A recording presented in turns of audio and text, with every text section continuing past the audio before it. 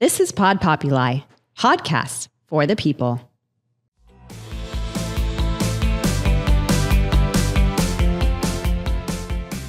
Welcome back to Dateless and Delray, where we explore what really creates lasting attraction, emotional connection, healthy relationships, especially after 50. I'm Susan Shore. If you've ever been in a relationship where one person says, "You never listen to me," and the other one immediately replies, "Yes, I do," then today's episode is for you. According to our guest, who we'll meet shortly, those 5 words may be the biggest warning signs in a relationship, not because they're about hearing, but because they're about something deeper, feeling emotionally safe. This is a new book, a new actually guide written by my guest, Hoady Spencer, and it is called Listen, Baby, A Man's Guide to Better Relationships. I just love that title, and I look forward to introducing everyone to Hoady in just a minute. Before we dive in, a couple of statistics. Did you know, still, in this day and age, half of all marriages, first marriages, end in divorce?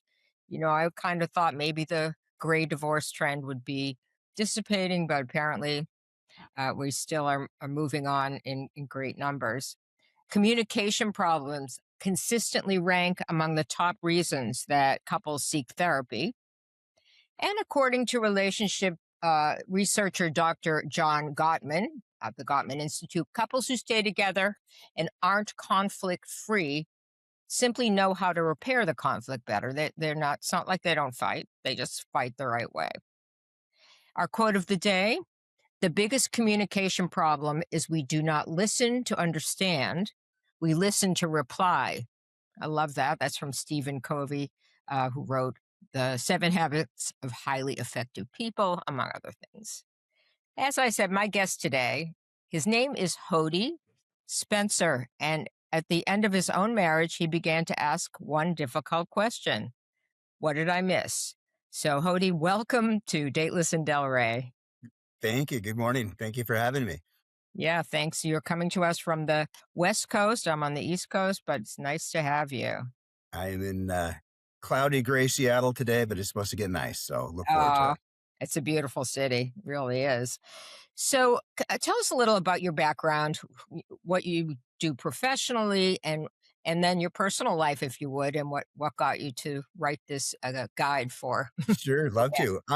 Well, going back, I was supposed to be a communications advertising major in college, and I got to the point of graduating, and they said, "Well, you need to come back for another year. You're missing some core classes." I said, "There's no way I'm coming back for one more year, but I have to graduate. Where do I have the most credits?" And they said psychology, so I became a psych major. Oh, well, that way it was your passion.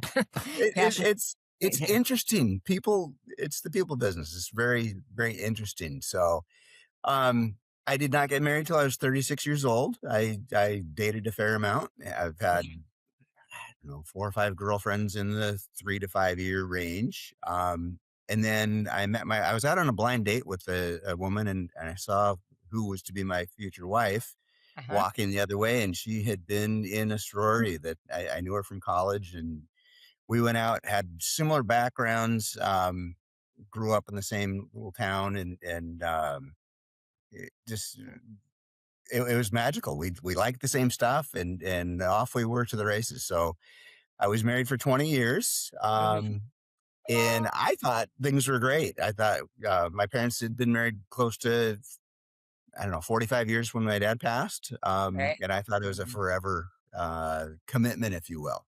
Right. In little by little, I heard the words that you mentioned earlier. It's like, "Well, you never listen to me." Being a psych major and a lot of credits in communications, I learned that communication was I say something, which is encoding, and you hear it, which is decoding. And I thought, well, I hear what you're saying, right? And for a message to be, just because you say something doesn't mean the communication got through. You can communicate to a deaf person, you can say everything you want, but if they don't hear you, they don't hear you. Yeah. And so I really thought I was listening. And then I dove into Mr. Repairman mode. it's like, you shouldn't feel that way. Don't let that bother you. Oh, just do this. And Right. Oh we're not gosh. even, Uh-huh. yeah, we're not even finished letting them say what they're saying. And the men tend to throw on the cape of being Mr. Fix It. And, we don't even let them finish what they're saying. And that But was a really don't was, women and men communicate differently? I know my ex used to say, we talked about that, you know, touch and go, one yep. thing at a time. Like I wanted to rehash and revisit, even though, yes, we had talked about it, but I wasn't satisfied with Yeah, the that's it. That's something that my book touches on is there might be an issue that's really important to you, and you're going to need more than once, twice, three times to smooth it over. Yeah, I built surfboards once, and part of the finishing process is you start out with sanding it with 400 grit, and then 600 grit, and then you use rubbing compound, then you use polishing compound. So it's just, if there's a Mm, really important issue to you, I need to know that that's important to you, and I need to be able to sit with it and let you get it off your chest, if you will. And we uh, might come back to it again and again and again. Um, and it'll eventually, you'll get comfortable with it eventually. And if you're not, then I'm not doing a good enough job of opening you up and letting you tell me what the real issue is, because it might be an issue behind the issue.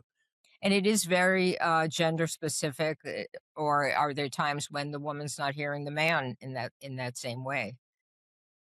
More often than not, it's emotion. It's I don't like to say it this way, but it's emotion versus logic.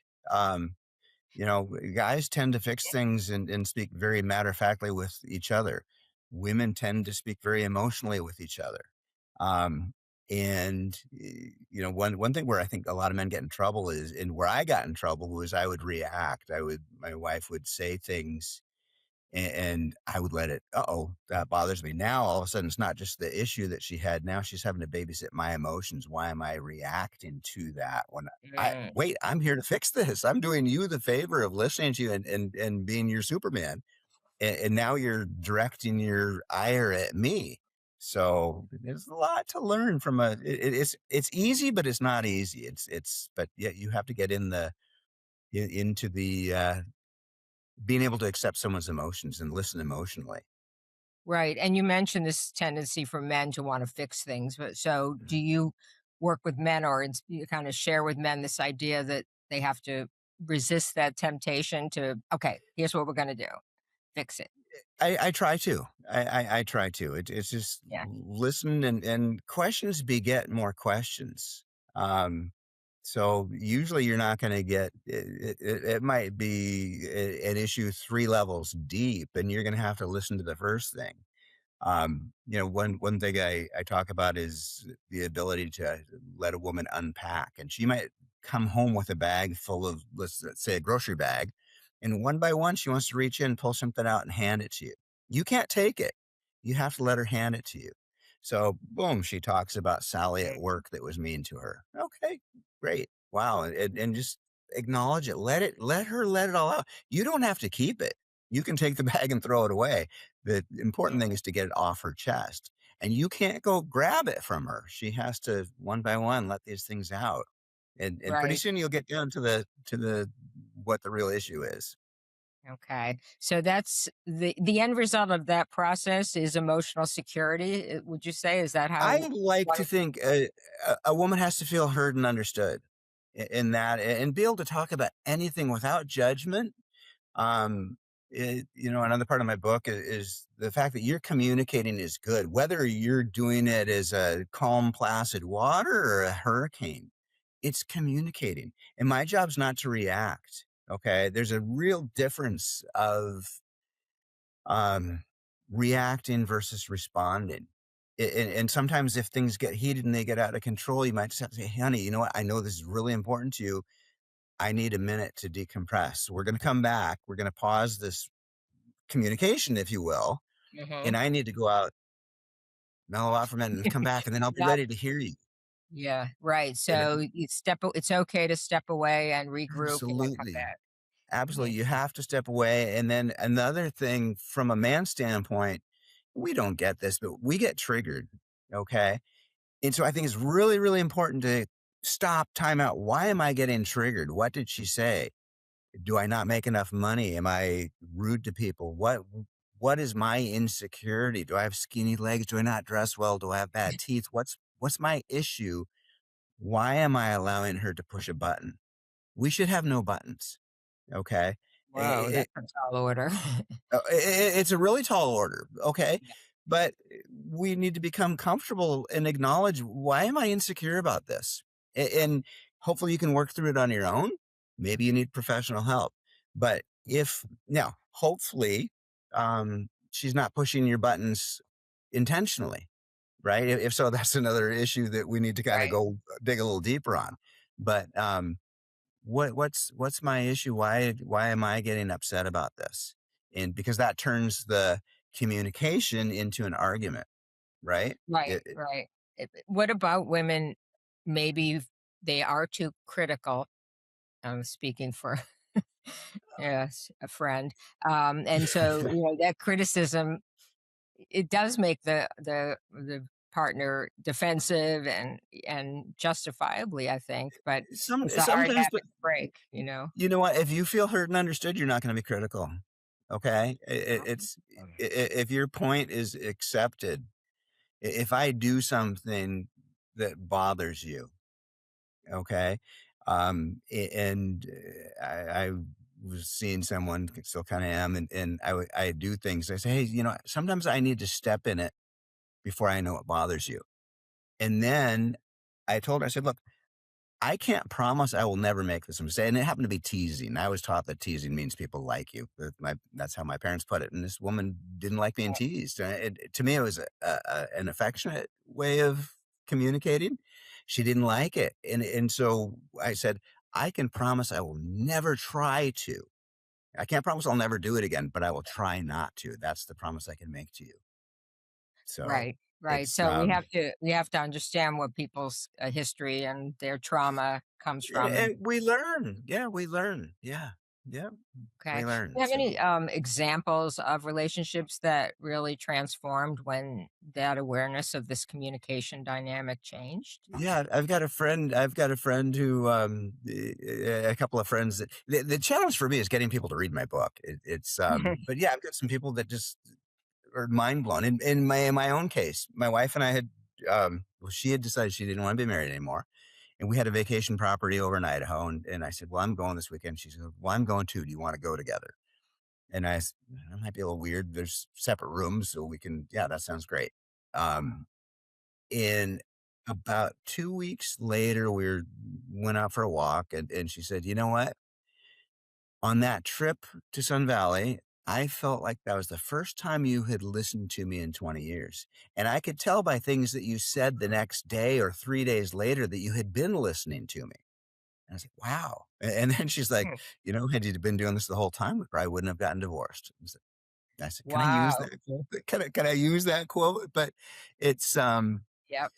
where they say what doesn't kill you makes you stronger. And in the introduction, yeah, when I got divorced, I what was my role in this? Right? Can I be a victim and say, oh, she was just a bitch and didn't, Right. no, Right. what was my role? Everybody has a role in things. Okay. And she told me, you never listened to me. Well, she didn't tell me how to listen to her. Right. And maybe Now, that's not a dig, that's not a jab, but I think nobody teaches us how to do it. We see parents do it. My parents had an amazing relationship, much older, if you will. Um, but it's just we need it's an ongoing process. We need to learn how to do it. And right. then 2, um, I'm sure you're familiar with the 5 love languages. I think it's Gary Absolutely. Yep. Chapman. The book right here. Yep. Yeah, and so that's a big one, in terms of, and I add something to that too. We have, um, Chapman's book is great. In fact, I just learned with this woman I'm seeing.